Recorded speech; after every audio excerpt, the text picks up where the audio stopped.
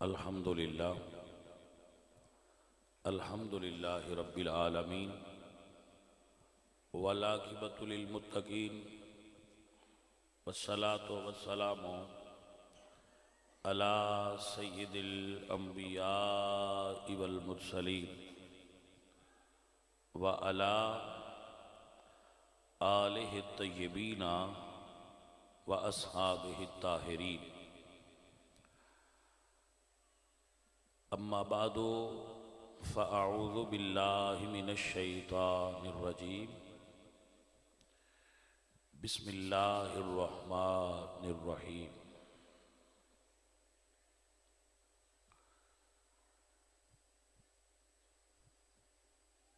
वलनब्लुवन्नकुम बिशैइन मिनल खौफ़ि वल जूइ व नक़्सिम मिनल अम्वालि वल अनफुसि वस्समरात वबश्शिरिस साबिरीन अल्लज़ीना इज़ा असाबतहुम मुसीबा क़ालू इन्ना लिल्लाहि व इन्ना इलैहि राजिऊन। सदक़ल्लाहु मौलानल अज़ीम। इन्नल्लाहा व मलाइकतहु युसल्लूना अलन नबी या अय्युहल्लज़ीना आमनू सल्लू अलैहि व सल्लिमू तस्लीमा। अस्सलातु वस्सलामु अलैका या रसूल अल्लाह।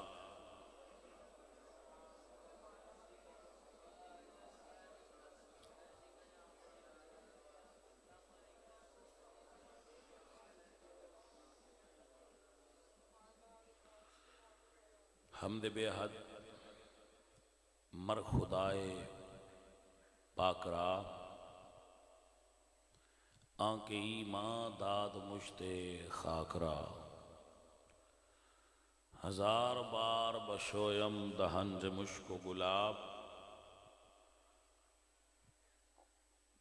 हुनूज नाम तो गुफ्तन कमाल बेअदबीस।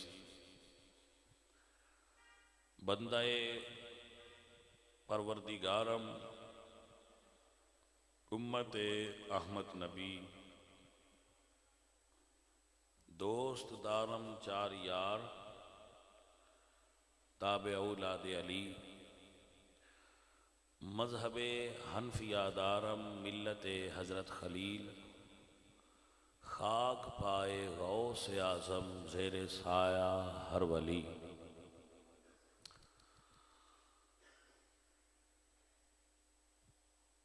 अल्लाह तबारक व तआला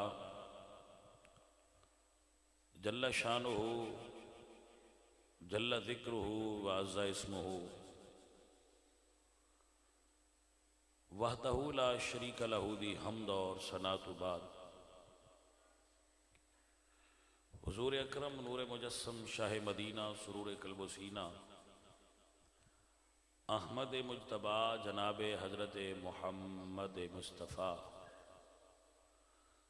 करीम आका दी बारगाहे बेकस बनाए हदिया दुरूदो सलाम पेश करन तो बाद मुअज़्ज़ज़ व मोहतरम हाज़रीन व समईन, अल्लाह कुरान मजीद की इरशाद फरमा दे वलनब्लुवन्नकुम बिशैइन मिनल खौफ। मेरी गुफ्तगू का जो बैकग्राउंड है वो ये है कि उलमाए किराम की एक कसीर तादाद को हमारे कौमी इदारों ने अपनी तहवील में ले रखा है, हरासत में ले रखा है। इसके बारे में मैं गुजारिशात पेश करना चाहूँगा कि मेरा अल्लाह फरमाता है वलनब्लुवन्नकुम बिशैइन मिनल खौफ।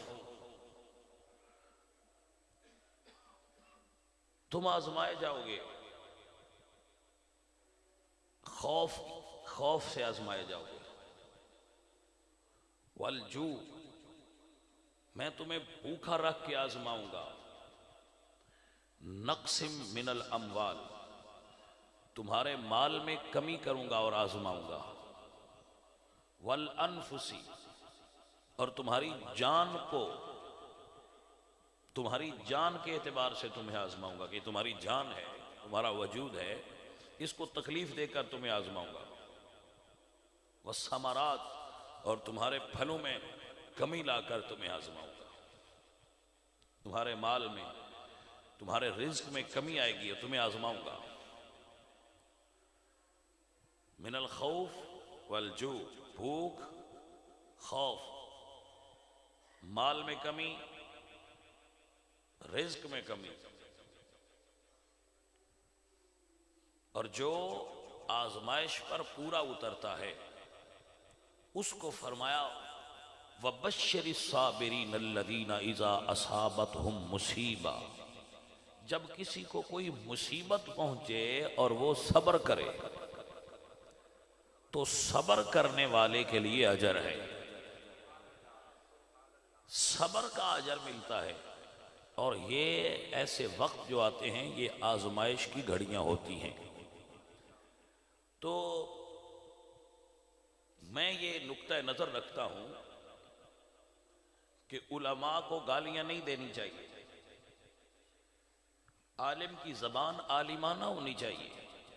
वो गुफ्तगू करे तो लोगों को समझना चाहिए कि ये मिंबर रसूल से सदा बुलंद हो रही है, और मिंबर रसूल से बुलंद होने वाली आवाज कुरान और सुन्नत के ताबे होनी चाहिए। मैं ये समझता हूं, ये मेरी राय है।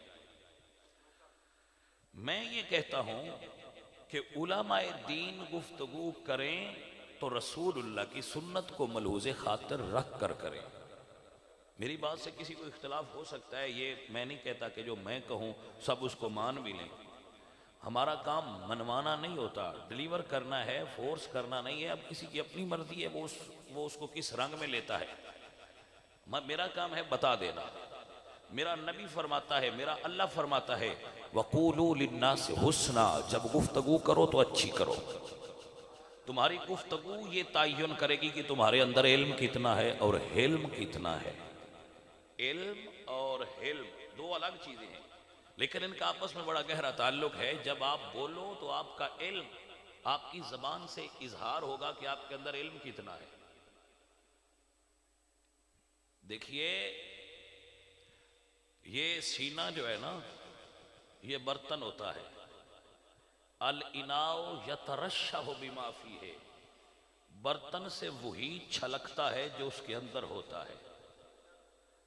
और ये जो जुबान है ना, ये ढकना है उस बर्तन के ऊपर। जब ये हिलेगा तो पता चलेगा कि अंदर दूध है, लस्सी है, शराब है, पानी है, अंदर शरबत है, क्या है। जब ये हिलती है तो पता चलता है कि इस बर्तन के अंदर क्या छुपा हुआ है। ना लिबास से पता चलता है, ना बड़ी पगड़ी से पता चलता है। हर पगड़ी वाला मुअज़्ज़ज़ नहीं होता, ये ज़हन में रखें। ये बड़ी गलतफहमी है कि हर दाढ़ी वाले को बंदे मौलवी समझ लेते हैं, हर पगड़ी वाले को बंदे आलिम समझ लेते हैं। नहीं, अमामा शरीफ हुजूर की सुन्नत है, ला शक, इसमें कोई शक नहीं है। मगर ये जरूरी नहीं कि हर अमामे वाला बंदा भी अच्छा हो। दाढ़ी शरीफ हुजूर की सुन्नत है, लेकिन ये लाजिम नहीं कि जिसने दाढ़ी रखी है वो हर बंदा ही ठीक हो जाएगा। नहीं, दाढ़ी ठीक होने वाले की निशानी है। ये जरूरी नहीं है कि हर दाढ़ी वाला अच्छा हो। तो अजीजा ने मन, ये तो कोई दो राय नहीं मेरी इस बारे में कि आलिमी दीन की गुफ्तगू उसके इल्म का इजहार होती है कि वो कितना साहिब इल्म और शऊर है। चाहे जो बात भी करनी हो वो आसान अंदाज से करें। मेरी ड्यूटी मेरे रब ने क्या लगाई है, उदउ इला सबील रब्बिका बिल हिकमति वल मौइज़तिल हसना, कि लोगों को अच्छे तरीके से अपने रब के रास्ते की तरफ बुलाओ। उदउ इला सबील रब्बिक, अपने रब के रास्ते की तरफ बुलाओ। बिल हिकमा, हिकमत के साथ, वल मौइज़तिल हसना, और अच्छी नसीहत के साथ उसको बुलाओ। आपका मुकाबला यहूद और नसारा से है, आपका मुकाबला हुनूद से है। टेलीविजन जैसा यहूद और नसारा का अजीम मुबल्लिग आपके घरों में दाखिल हो चुका है। फहाशी और उरियानी ने हमारे घरों में डेरे डाल रखे हैं। शैतान के ये पैगंबर हर जगह मौजूद हैं। ये जितने भी सोशल मीडिया या ये जो सूरतें हैं, टेलीविज़न है, केबल है, नेट है, डिश है, ये ट्विटर है, वाइबर है, ये सारे नाम हैं। इनके पीछे काम एक है, और वो काम है कि ये सारी चीज़ें यहूद और नसारा ने बनाई हैं और इनके लिए वो लोगों के जहन को हैक करते हैं। ये बहुत बड़ी एक मशीनरी है जो सिर्फ ये काम करती है कि आज मेरे आप सबके जहन मीडिया के काबू में है। वो जो चाहते हैं हमारे जहन में डाल देते हैं, जो चाहते हैं वो बदल देते हैं। वो दिन को रात, रात को दिन, झूठे को सच्चा, सच्चे को झूठा साबित करने की ताकत रखते हैं।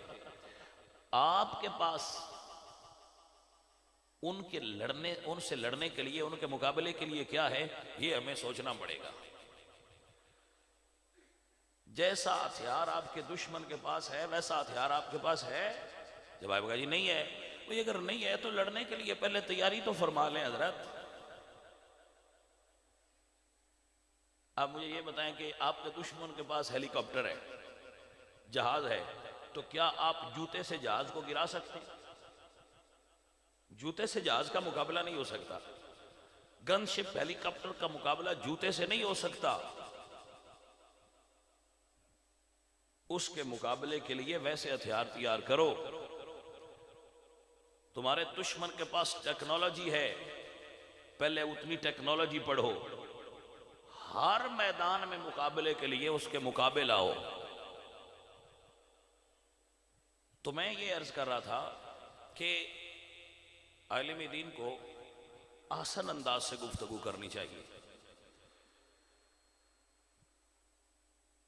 अच्छे अंदाज से करें, इंशाअल्लाह आपकी गुफ्तगू में असर होगा। लेकिन हमारे मुल्क में जो एहतजाज का ये रवाज चल निकला है ना, ये किसी एक जमात का नहीं है। कानून सबके लिए बराबर होना चाहिए। जो भी गलत एहतजाज करे, जो भी जलाओ घिराव करे, जो भी तोड़ फोड़ करे, उन सब का मुआसबा होना चाहिए। सिर्फ एक जमात को टारगेट नहीं करना। जो भी ऐसा करे सबको पकड़ो। शर्त बना मसला यह है कि मौलवी को इस मुआशरे में कमजोर समझा जाता है कि मौलवी कमजोर होते हैं, और मौलवी को समझा जाता है कि ये पढ़े लिखे नहीं होते, जबकि जो उलमाए दीन हैं इस मुआशरे के सबसे पढ़े लिखे लोग हैं। मुझे आप ये बताएं कि जो बच्चा पीएचडी कर चुका है और उसे अपने बाप को गुस्ल देने का तरीका नहीं आता, वो पढ़ा लिखा है? जो बच्चा एमए कर गया और उसे अभी नमाज पढ़नी नहीं आती, वो बच्चा पढ़ा लिखा है? जो बच्चा बीए कर चुका है और उसे कुरान पढ़ना नहीं आता, उसे पढ़ा लिखा कहोगे? वो कैसा पढ़ा लिखा है भाई मियाँ, जिसे 3 कलिमात तय्यबात ठीक पढ़ने नहीं आते, जिसे ये नहीं पता कि मैं मुसलमान हूं, अगर मैं नापाक हो जाऊं तो मैं पाक कैसे हो जाऊंगा, मुझे गुस्ल कैसे करना है, जिसे गुस्ल करना नहीं आता वो पढ़ा लिखा है? वो तो जाहिल मुतलक है। तो लोग कहते हैं जी कि उसके पास तो उसने सिविल इंजीनियरिंग की है, तो भाई उसने बिल्डिंग बनाना सीखा है ना। नाम जदीद हो गया, वरना तो वो मिस्त्री है ना। नाम जदीद हो गया, वो मिस्त्री। फुला बंदा जी जो है वो मैकेनिकल इंजीनियर है, तो ये नाम जदीद हो गया, बंदा तो लोहार है ना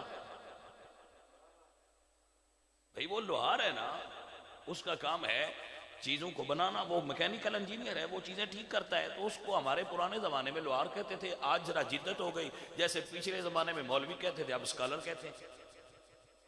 पीछे कहा जाता कि जी फुलामंदा मौलवी है, अब कहा जाता है कि वो तो स्कॉलर है। तो नाम बदला ना बाबा। पिछले जमाने में लोहार कहते थे, अब मैकेनिकल इंजीनियर कह देते हैं उसे लोग।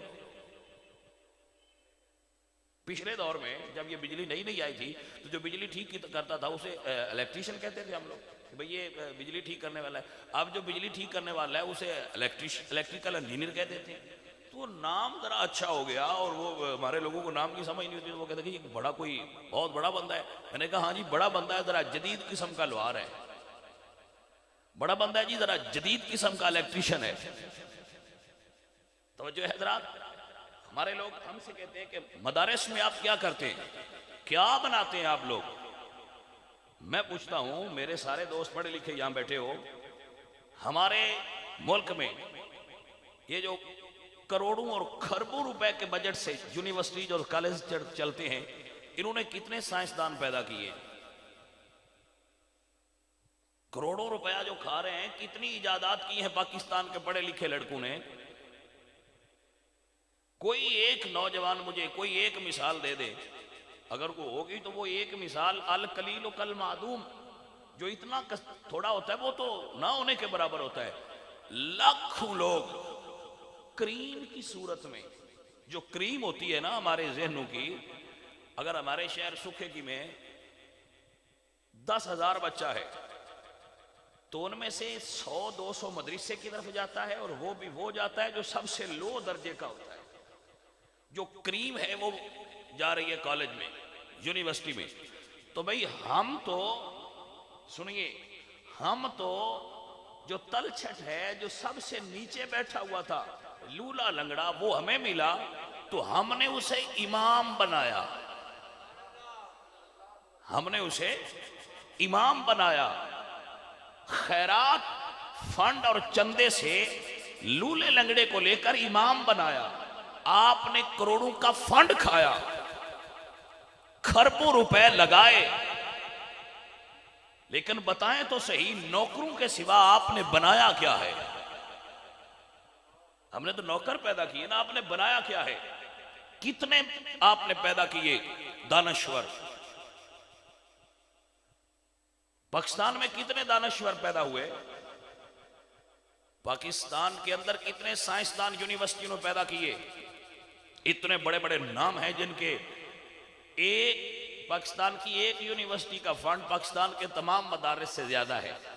लेकिन मदारिस उलमा तैयार करते हैं, फकीह तैयार करते हैं, मुहद्दिस तैयार करते हैं, मुफस्सिर तैयार करते हैं। लेकिन मुझे बताएं तो सही बाबा कि ये इतना बड़ा तालीम का बजट जिस जगह पर खर्च हो रहा है, ABC पढ़ा रहे हैं आप, कंप्यूटर सिखा रहे हैं, लेकिन आपने पैदा क्या किया है। ये भी तो सोचने वाली बात है कि पाकिस्तान में जो दवाइयां तैयार होती हैं, ये हमसे पूछते हैं कि मुसलमानों ने क्या किया। अभी मैं पूछता हूं कि आपके इंजीनियर्स ने कितनी दवाएं तैयार की, जो मेडिकल का शोबा है, कितनी नई इजादात हुई दवाइयों के शोबे में। जो दवाई है जिस पर लिखा होता है कि ये बाहर से बनी हुई है, उसे हम अच्छे तरीके से खरीदते हैं, मेड इन पाकिस्तान को लेता कोई नहीं। कितनी ऐसी इजादात हैं जो एग्रीकल्चर में आपने की, कितनी ऐसी इजादात हैं जो मेडिकल के शोबे में आपने की, कितनी ऐसी इजादात हैं जो इंजीनियरिंग के शोबे में पाकिस्तान ने बनाई, यहाँ की यूनिवर्सिटियों ने तैयार की। क्या है रिजल्ट आपके पास। जवाब आएगा जी नहीं जी, हम तो बस तैयार करते हैं और फिर आला तालीम के लिए बाहर भेज देते हैं, फिर आला तालीम के लिए हम बाहर भेज देते हैं। भाई मेरे, हमसे पूछिए, हम बताने के लिए तैयार हैं कि हम क्या तैयार करते हैं। हमारे पास मुआशरे का सबसे लो तबके का बच्चा, इल्ला माशाल्लाह कोई अच्छे बच्चे चंद, कोई भूल चूक कर कोई किसी बाप को शौक हो गया, किसी माँ को शौक हो गया, तो उसने अपने बच्चे अच्छे को भेज दिया कि चलो इसको मदरसे में पढ़ा दो। वगरना जितने भी स्टैंडर्ड के जो रॉयल फैमिलीज हैं और जो बड़े बड़े लोग हैं, वो अपने बच्चों को अंग्रेजी पढ़ाते हैं, अंग्रेजी स्कूल में पढ़ाते हैं, ऑक्सफोर्ड का सिलेबस पढ़ाते हैं, वो शेफात में पढ़ाते हैं, वो एचिसन में पढ़ाते हैं, वो बड़े बड़े नाम है वहाँ पढ़ाते हैं कि जी हमारे बच्चे वहाँ पढ़ें। जो मुआशरे का सबसे लो ग्रेड का ज़हनी तौर पे बच्चा होता है, उसे वो हमें देते हैं कि ले जी ये आप इसको ज़रा मौलवी बना दें। फिर पाकिस्तान में सबसे ज़्यादा पैसा ये हमारे स्कूलों पर और हमारे यूनिवर्सिटियों पर और कॉलेजेस पर खर्च हो रहा है। मदारिस को गवर्नमेंट कोई पैसा नहीं देती। ये आप ध्यान से सुन लें, किसी मदरसे को मेरे इल्म के मुताबिक पूरे पंजाब में कोई ऐसा मदरसा नहीं जिसे गवर्नमेंट पैसे दे। कोई पैसा नहीं। हमें पैसे कौन देता है? अवाम। कौन से पैसे? खैरात के, ज़कात के, उशर के, और इस मद में जितने भी पैसे वगैरह होते हैं वो अवाम हमें देती है।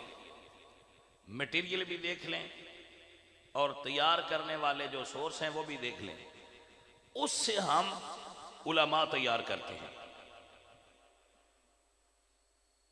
जो आपकी मसाजिद में इमाम बनते हैं, खतीब बनते हैं, और उसमें से भी जो हमारे करम फरमा हैं अहले सुन्नत, ये अगर पैसा देने का मूड हो तो किसी नात खान को बुलाते हैं। नात खान को बुलाएं जी, क्यों जी? वो हमने बड़ी महफिल करवानी है।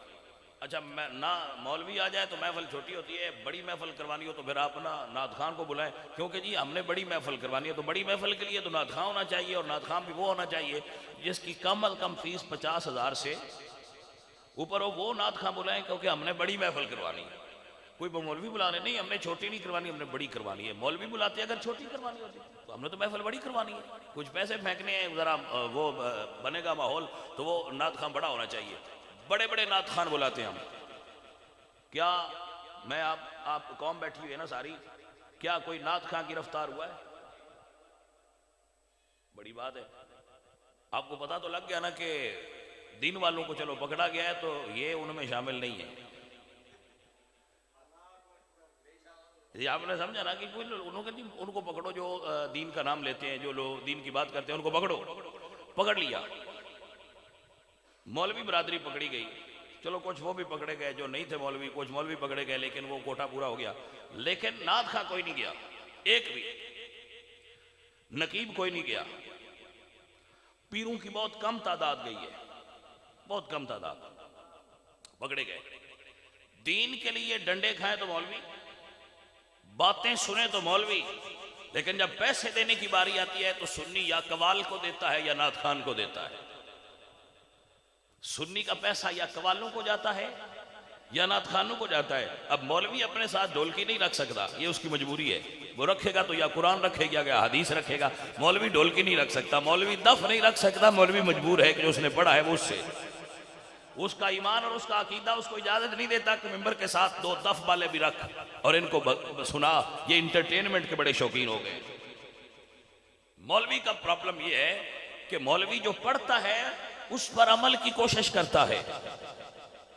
अजीजा ने मन, आप सब लोग हैं, मैं आपसे सवाल करता हूं, यह सर्दी का मौसम है, हमारे पास बच्चे पढ़ते हैं, आप में से किसी एक बंदा, मैं आपकी वसातत से पूरी दुनिया से मुखातिब हूं, क्योंकि ये जो प्रोग्राम है ना, ये पूरी दुनिया में लाइव चल रहा है, और उसके बाद भी जो हमारे करम फरमा हैं, हमारे साथ जुड़े हुए लोग हैं, वो इसको देखते हैं।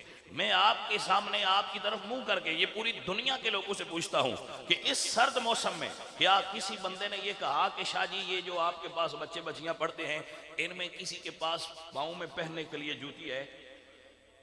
क्या किसी के पास गर्म कपड़े हैं? इतनी ठंड है, क्या किसी के पास जर्सी है? इतनी सर्दी है। आप में से आपके मदरसे में कितने बच्चे अंडा खाते हैं रोज? भाई ये है चीज, हमें ये पता है ये मेरे बच्चे हैं।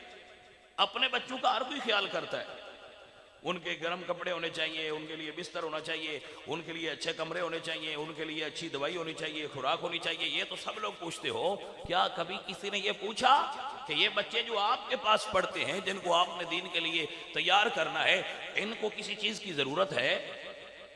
कमाल ये है कि देने के लिए कुछ नहीं है, लेकिन डिमांड करनी है तो ये है कि मौलवी हमारी मर्जी से चले। भाई अगर आप चाहते हो कि आपकी मर्जी पे चले तो मौलवी से प्यार तो करना। ये आप जितने भाई मेरे बैठे हुए हैं, आप में से कितने बंदे हैं जो मदरसे में गए और कभी देखा भी हो कि ये बच्चे यहां क्या करते हैं? कभी विजिट ही किया हो कि भाई ये मदरसा है, यहां बच्चे रहते हैं, ये क्या हो रहा है इधर? आपने सारा काम मौलवी के सुपुर्द कर रखा है, मौलवी जाने और उसका काम जाने। जब आपने पांव ही नहीं उधर रखना तो मौलवी जो मर्जी तैयार कर दे, फिर भुगते उसको। अजीजा ने मन, मुआशरे में मौलवी को अलग करने की कोशिश की जा रही है कि इसे दीवार से धकेल दो। मैं आपको एक बात बताना चाहता हूं, ये जो मदरसे में पढ़ते हैं ना लोग, ये ज़हनी तौर पर बड़े अथरे होते हैं। आपने मेरे लफ्ज का मतलब नहीं समझा। ये ज़हनी तौर पर बड़े अथरे होते हैं जी।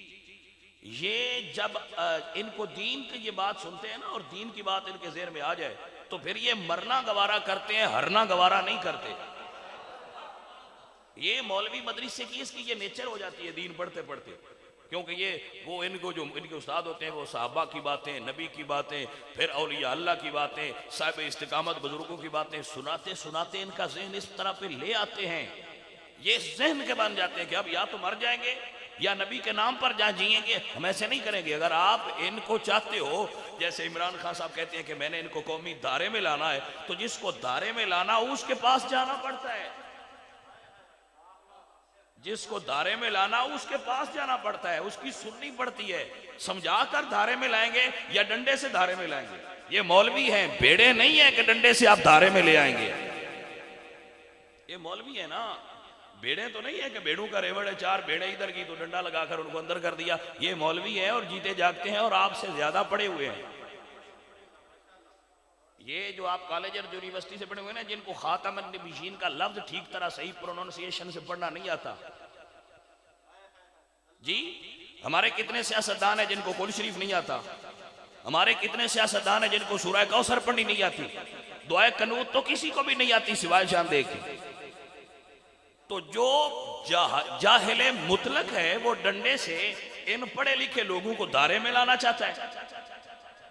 दायरे में लाना चाहते हो तो इनसे बैठकर बात करो, इनको अपने लेवल का समझो, बल्कि अपने से बुलंद समझो कि ये हमसे ज्यादा पढ़े लिखे हैं। प्यार और मोहब्बत से कोई बात भी बनवाई जा सकती है।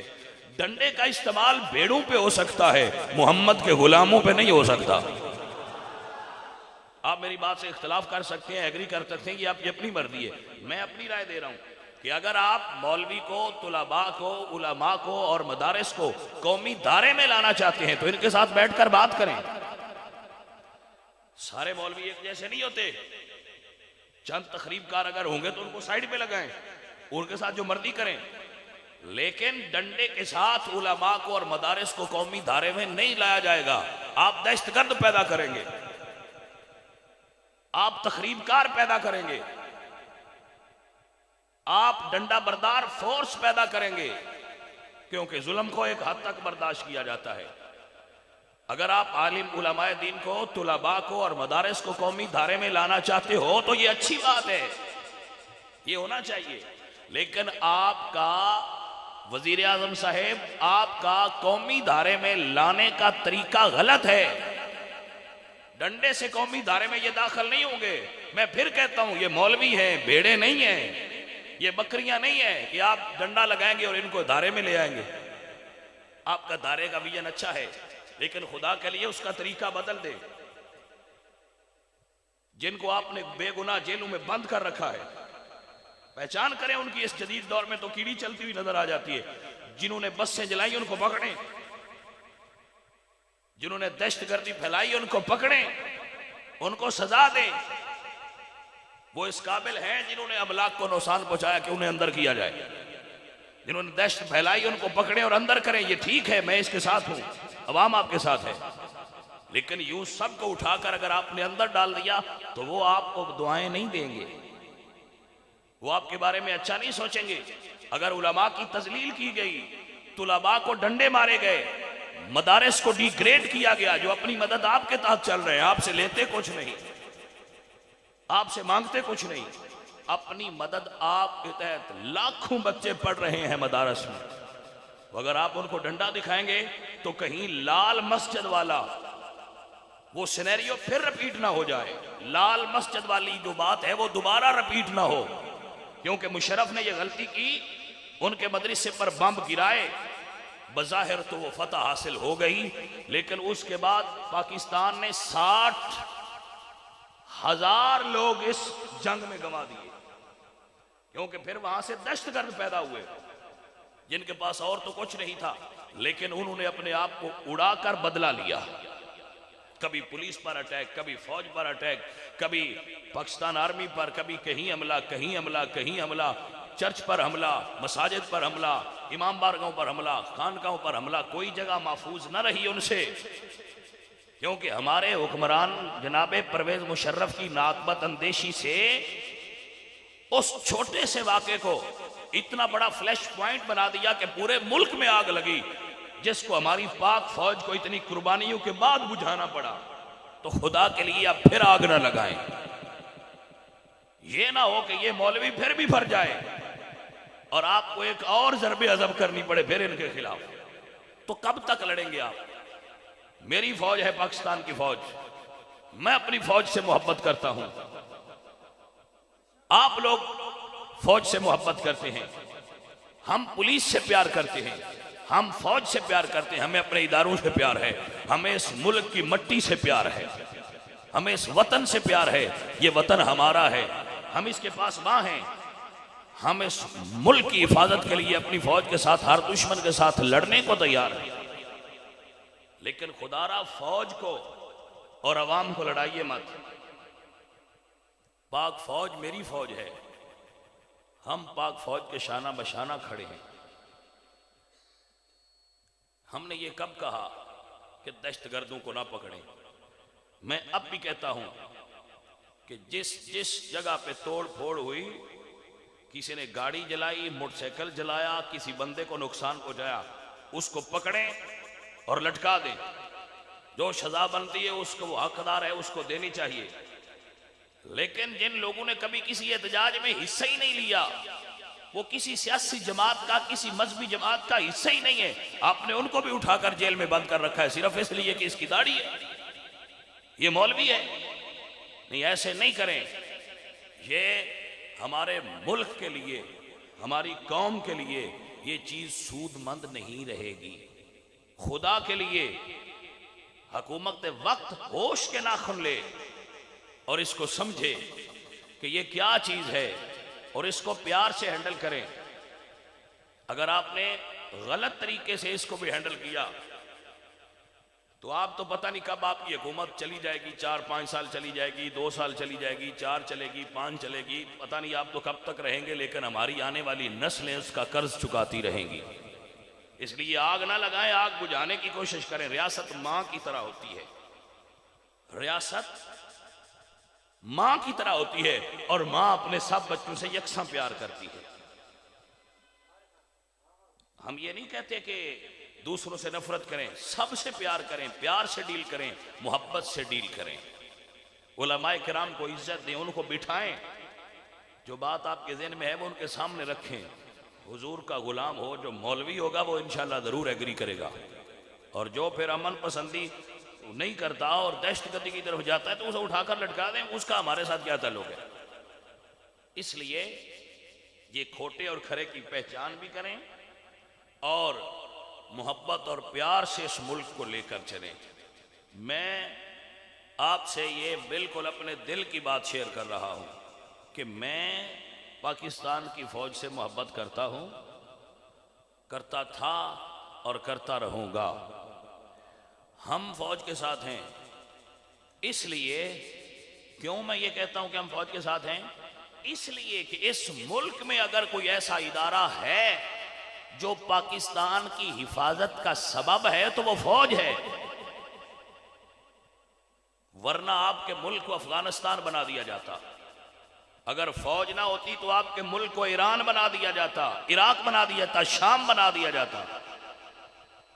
अगर ये मुल्क सलामत है, कोई दुश्मन मैली आंख से इस मुल्क को नहीं देखता, तो उसकी जवाब वजह पाकिस्तान की फौज है। इसलिए ये दुश्मन साजिश करता है हमें लड़ाने की, क्योंकि ये सुन्नी हमेशा फौज के साथ रहे हैं। इनको लड़ाओ आपस में, अब बड़ा टाइम है, तो सुन्नी ये गलती नहीं करेंगे। हम फौज से नहीं लड़ेंगे, हमारी फौज है, हम नहीं लड़ेंगे, हम बात करेंगे, अपनी बात उन तक पहुंचाएंगे, वो हमारी बात सुनते हैं, वो हमारी बात सुने। अगर कोई CID का बंदा यहां बैठा है तो मेरी बात पहुंचाए कि कोई सुन्नी किसी फौजी के साथ लड़ना पसंद नहीं करता। हम फौज के शाना बशाना खड़े हैं और फौज के साथ रहेंगे, पाकिस्तान के इदारों के साथ थे, साथ हैं और साथ रहेंगे, क्योंकि हम ये मुल्क बनाने में हमारे बुजुर्गों का हाथ था। ये कुर्बानियां देकर हमारे पुरखों ने, हमारे बुजुर्गों ने ये मुल्क बनाया था। हम बचाने में भी इंशाअल्लाह साथ रहेंगे। अल्लाह करीम इस मुल्क का हामी नासिर हो और आप सबको मुल्क साथ वफादारी और अवाम अहले सुन्नत के साथ प्यार करने की तौफीक अता फरमाए। वमा अलैना इल्लल बलाग।